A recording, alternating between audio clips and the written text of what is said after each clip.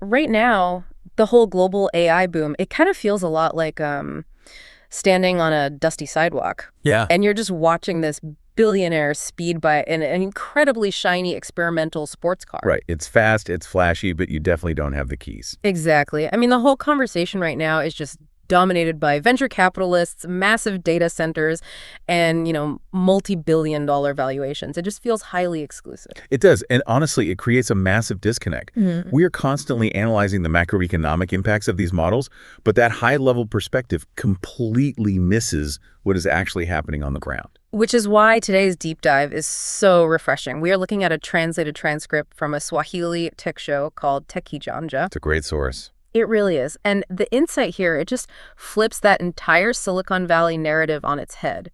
Because instead of treating AI like this exclusive luxury sports car, this material treats it like a trusty bicycle. A bicycle. I love that. Right, just a practical everyday tool that anyone, anywhere can just hop on and ride to get ahead. And the focus shifts from, theoretical disruption to immediate grassroots economic empowerment. Yeah. We're looking at the genuine democratization of technology here. Yeah.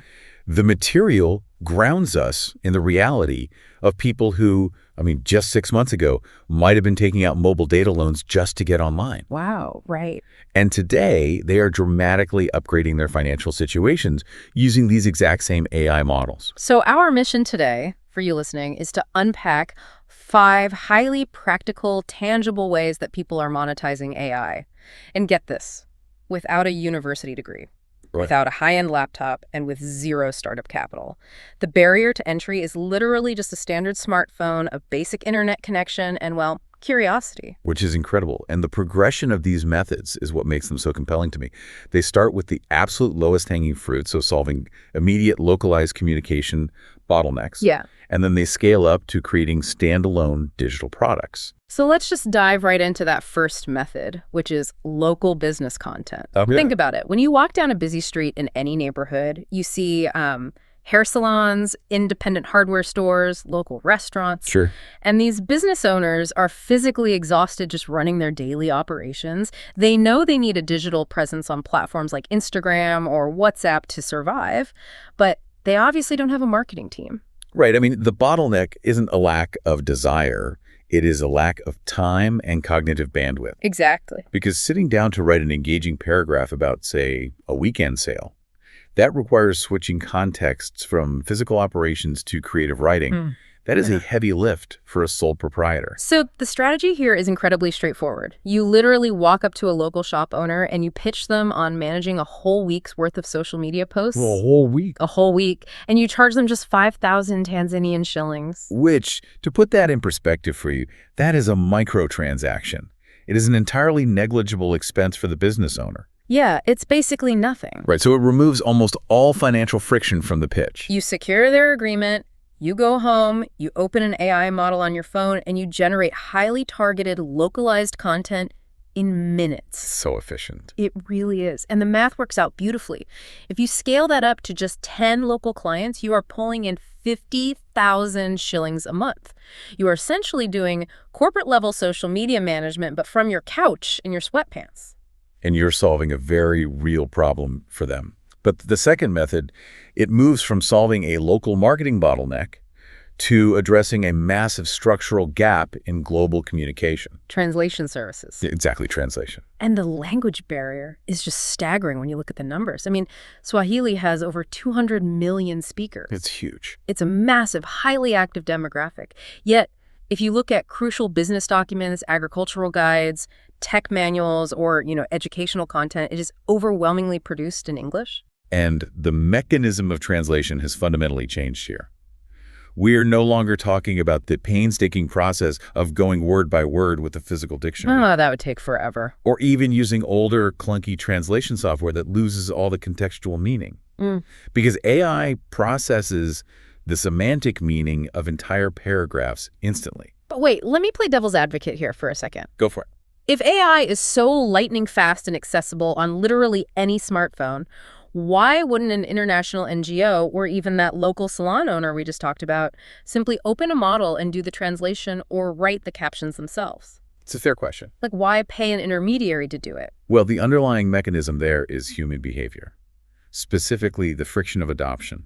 Okay, what do you mean? Yes, the tool is available, but human beings are notoriously slow to change their workflows. There is a psychological barrier to trying new technology, figuring out the interface, and actually trusting the output. Ah, so you're essentially monetizing their hesitation. Exactly. Their hesitation and your own willingness to just learn the tool. Yeah. You're bridging the gap between the existence of a tool and its actual implementation. That makes total sense. And beyond the behavioral friction, there is the reality of the deliverable itself. Clients are not paying for the raw output of a language model. Right. They are paying for a polished application. So in translation, AI does the heavy lifting, but the human acts as the vital quality control. The human in the loop. Precisely. You inject the cultural nuance, the localized slang, the specific tone that a generic model might just completely miss. International institutions pay handsomely for this because you're guaranteeing the final product. So the AI is the engine. The engine, yes. Yeah. But you are the driver ensuring the vehicle actually stays on the road. They are paying for the peace of mind. They just want the finished result, not another task on their endless to-do list. Exactly. And that realization that people pay for the application of the technology rather than the technology itself, Yeah. I think that forces a shift in how you think about monetizing. It really does. Because you realize you don't just have to offer a service, you can actually build products. And this is a crucial pivot in the economic model. You move from trading your time for money to building scalable systems. Method number 3 is a perfect example of this. Which is building chatbots. Building chatbots, yes. Now, if you had told me a few years ago to build a chatbot for a local business, I honestly would have laughed at you. Oh, same. I don't know how to code. I would have assumed you needed a computer science background just to integrate an automated responder into a website. And historically, that was true. You absolutely needed to understand API routing, write custom scripts, manage server hosting, all of that. But the infrastructure has evolved so much. We now have visual, no-code platforms. Okay, so like what? Tools like ManyChat, Tidio, and various AI builders have abstracted all the coding away entirely. So how does that actually work for someone who has never touched a line of code? Instead of writing syntax, you are just looking at a visual canvas on your screen. You drag a little box that says, if customer sends a message containing the word menu. Okay. And then you literally draw a physical arrow to another box that says, reply with this PDF file. Oh, wow. So you are essentially just drawing a flowchart. Exactly. A flowchart or a mind map of a conversation. Yeah. And the software translates that visual logic into complex code on the back end automatically. That is wild. So you can build a customized bot for a local business's WhatsApp account in, what, a matter of hours? Yep, just a few hours. And the bot handles the frequently asked questions. It takes preliminary orders and it sends out pricing lists while the owner is asleep or busy with other customers. And the real-world application here from the source is just striking. The material highlights a stay-at-home mother who builds these localized chatbots for the neighborhood shops around her. I love that example. Me too. She charges a setup fee and often an ongoing monthly maintenance fee as well. She has literally created a micro-enterprise software business entirely through no-code tools on her phone. It is brilliant because she is packaging AI into a solution the business owner already understands. Yeah. They understand customer service on WhatsApp. She just automates it for them. Right.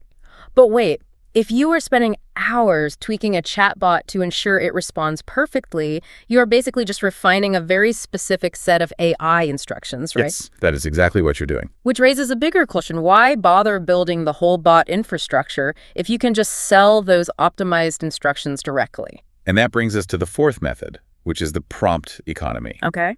Specifically, selling prompts on digital marketplaces. Now, I understand the concept of PromptBase and similar platforms. It's a marketplace where users sell a single, beautifully crafted prompt for anywhere from $3 to $10. Right. But I'm honestly struggling to understand the buyer's motivation here. Why would someone pay $10 for a prompt? I mean, if I need a comprehensive business plan, can't I just ask the model to write me a comprehensive business plan for free? You can, absolutely. But the output will be incredibly generic. Well, a novice's zero-shot prompt, meaning a prompt with no prior examples or constraints, yields a very surface-level, highly recognizable AI-sounding document. When you buy a $10 prompt on a marketplace, you are not buying a simple sentence. What are you buying then? You are buying a highly engineered software wrapper. Okay, so what does that actually look like under the hood? A premium prompt is often hundreds of words long, It defines the specific role the AI should adopt. It sets negative constraints, so telling the model exactly what words or cliches to avoid. Oh, that's smart. Right. And it maps out complex variables. It might include formatting rules for specific industry standards or utilize few-shot prompting. What's few-shot prompting? That's where you embed examples of successful outputs within the instructions themselves. Engineering that level of reliability, ensuring the model doesn't hallucinate or deviate from the task, it takes hours of trial and error. Okay, I think I get it. Think of it like a coveted, highly complex restaurant recipe. Yes, perfect analogy. If you go to a bakery, you're usually buying the finished cake. But in the prompt economy, you aren't selling the cake. You aren't selling the finished business plan or the perfect job application. Yeah. You are selling the exact, precise recipe. You are selling the specialized instructions so that anyone who buys it can bake a Michelin star cake every single time they hit enter, totally bypassing all that trial and error. Exactly.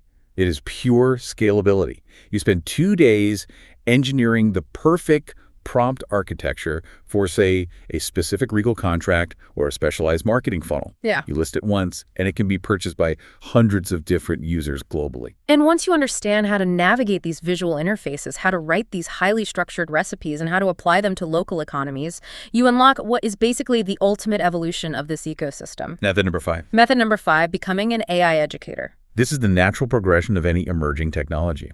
Once a skill becomes economically valuable, the demand for learning that skill instantly creates a very lucrative secondary market. The idea here is to teach your local community. We are talking about local school teachers who need to speed up grading, small business owners who want to understand Canva AI, or youth groups looking for modern skills. And you don't need a formal lecture hall or a syllabus to do this. No, not at all.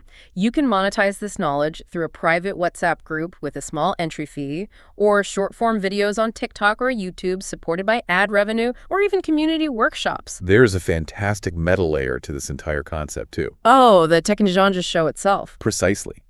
The hosts are outlining how to monetize tech education while simultaneously running a tech education platform. It's so meta. It really is. They are building a brand, securing sponsorships, and gathering an audience simply by demystifying these tools. They are the live case study for method number 5. And as they demystify the technology for their audience, they share this story that I think perfectly captures the learning curve. Oh, this is a great story. One of the hosts confessed that when she first encountered these large language models, she fundamentally misunderstood the architecture. She actually thought it was just a, quote, word calculator. A word calculator. Yeah. And honestly, that analogy is actually deeply revealing about how the general public perceives machine learning. So she decided to test this calculator as a joke. She gave the model a prompt for a standard corporate cover letter, but she added a highly specific emotional constraint. Okay. She told it to write the letter as if the applicant had woken up on the wrong side of the bed and was having a thoroughly terrible, grumpy morning. And the result highlights the mechanical nature of the technology perfectly. It really does. Yeah. It returned a beautifully formatted, structurally perfect business letter, but woven into all the professional jargon were these absolutely absurd lines. At one point, the applicant states, "I'm applying because, honestly, I don't really know either, but please give me a chance." That is hilarious. But that story, as entertaining as it is, it proves the core thesis of everything we're discussing today. How so? The AI is not a sentient being. It Right. doesn't have an ego, it doesn't have moods, and it doesn't judge the task you give it. It is a mirror. It follows instructions precisely based on the parameters it is given. So it gave her a grumpy, confused cover letter simply because she commanded it to. Exactly. A robust, carefully engineered prompt yields a robust professional result. A chaotic joke prompt yields a chaotic joke result. Right. And this is the underlying mechanism that makes the skills in ways 3 and 4, so building system logic and engineering prompts, so incredibly valuable. The model is a powerful engine, but it is completely dependent on the quality of the steering. So as we zoom out here, what does this highly localized practical approach mean for you, the listener? Toward the end of the TechKijanja material, the conversation shifts from these tactical, sweaty palm steps into a broader philosophical reframing of technological anxiety. Yeah, they directly confront a very pervasive fear. We are surrounded by headlines and think pieces claiming that automation will eradicate jobs, and that unless you are a highly trained developer, you will be entirely left behind. The anxiety out there is palpable. And the hosts, They validate that fear. They acknowledge how overwhelming the landscape is, but then they deploy this brilliant analogy to neutralize it. I love this part. They argue that AI is not an adversary. It is simply a utility. They compare it directly to a television set. A television is a neutral piece of hardware. You can turn it on and watch an in-depth documentary that expands your worldview, or you can use it to consume hours of mind-numbing reality programming. The television does not care. Exactly, it doesn't care. Yeah. The outcome, whether the tool enriches your life or wastes your time, depends entirely on the intention of the user holding the remote. So the tool is neutral, the application is everything. Right. And because it is just a utility, the biggest opportunity right now does not belong to the person with the most advanced degree in computer science. No, or the deepest pockets in Silicon Valley. The advantage goes entirely to the person who is willing to push past that initial behavioral friction. It belongs to whoever takes action first. Yeah. The material serves as a stark reminder of a universal truth. Every single expert in every single field was once a beginner staring at a confusing interface. The only difference is that the expert decided to click around and figure it out. Which brings us to their call to action. They don't want their audience to just nod along and do nothing. They issue a very specific, highly achievable 1-hour challenge. And the brilliance of the challenge is in its scale. They aren't suggesting you quit your job tomorrow to launch an AI consultancy. No, definitely not. They ask you to look at the 5 methods we've talked about. So pitching local content, human-in-the-loop translation, exploring a visual chatbot builder, drafting a structured prompt, or explaining a tool to a friend. Pick just one. Just pick one of those avenues and dedicate exactly 1 hour to trying it this week. 1 hour to get your hands dirty, test the mechanics, and see what the utility can actually produce for you. It takes an abstract, overwhelming global technological shift and shrinks it down into a 60-minute risk-free experiment on the phone you already own. We started this deep dive by comparing the AI boom to an exclusive billionaire sports car. But, through the lens of this Swahili tech show, we've seen the blueprint of how it operates as a bicycle for the everyday person. Yeah. It is a highly accessible mechanism for a localized, immediate empowerment. It absolutely proves that the most innovative applications of technology often happen far away from the tech hubs. They're driven by necessity and practical problem solving. So I want to leave you with a thought to mull over long after this finishes. Okay. If a global cutting-edge technology can be seamlessly adapted by a stay-at-home mom to automate customer service for a local physical storefront in Tanzania using nothing but WhatsApp and a basic internet connection, what artificial barriers or, lack of resources excuses are you currently holding on to in your own life?